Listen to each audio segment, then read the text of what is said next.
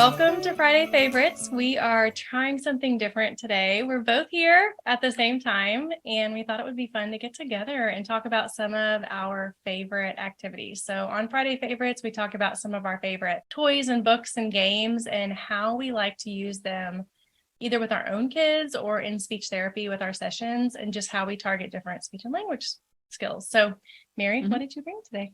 Okay, so I brought one of our family's favorite outdoor toys, which is Sidewalk chalk.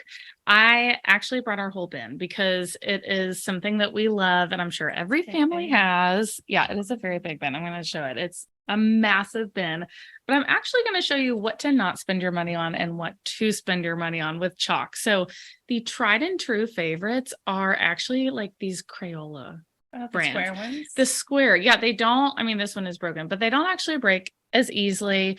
They're really easy for kids because like we've talked a lot of, about finger grip and strength and kind of pushing the chalk in.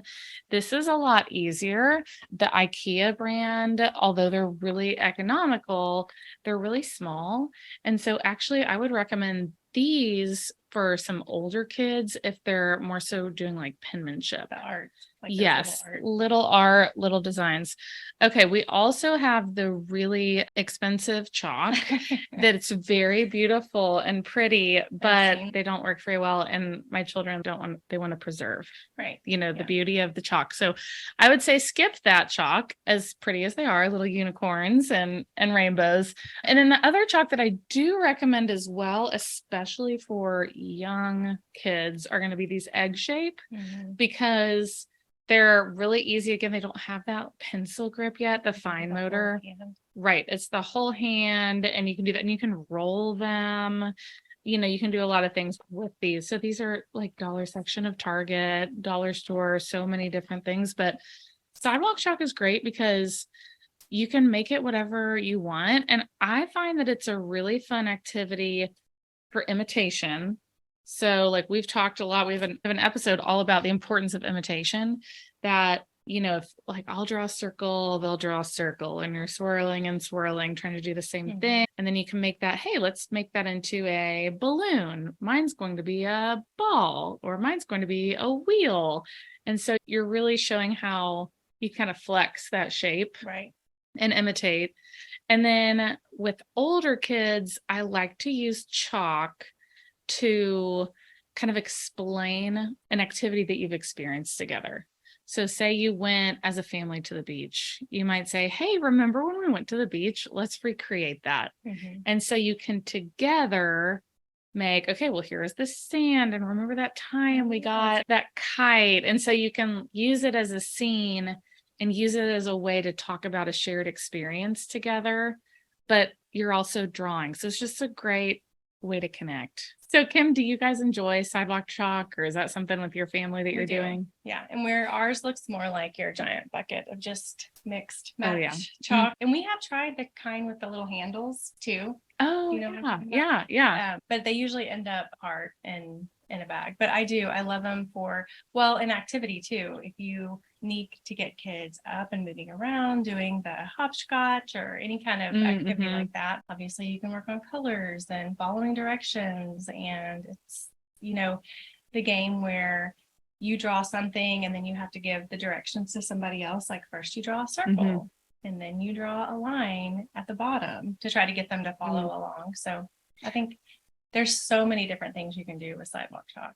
Yeah, actually, I just remembered we went to this frozen yogurt place with some friends, and actually they brought Sidewalk chalk for the kids to just play with while we were waiting and having frozen yogurt.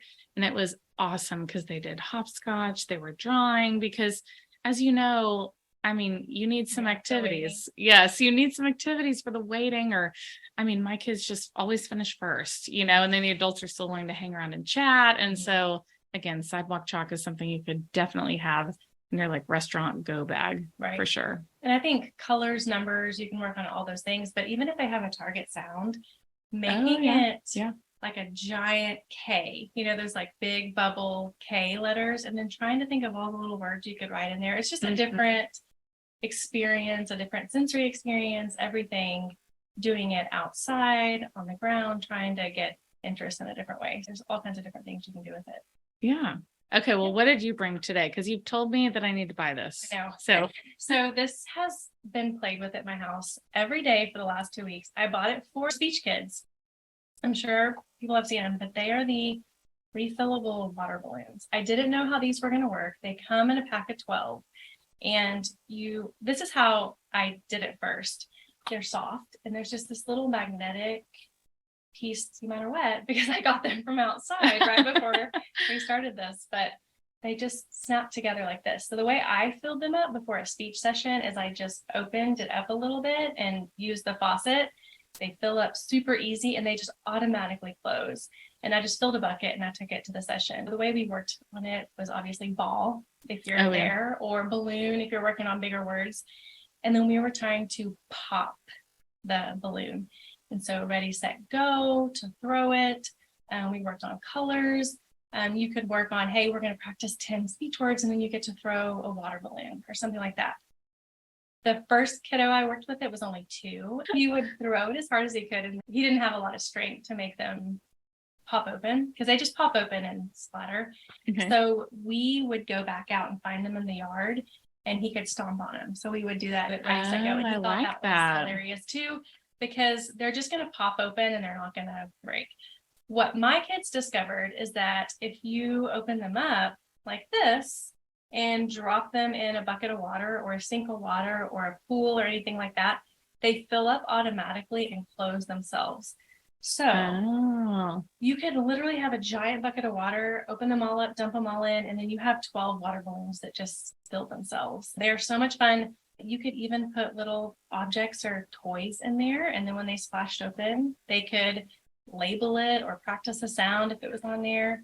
What a great idea. And I will say we still have all 12, and none of them, despite big boys playing with and throwing them, and they have not broken. So they're durable, they're fun.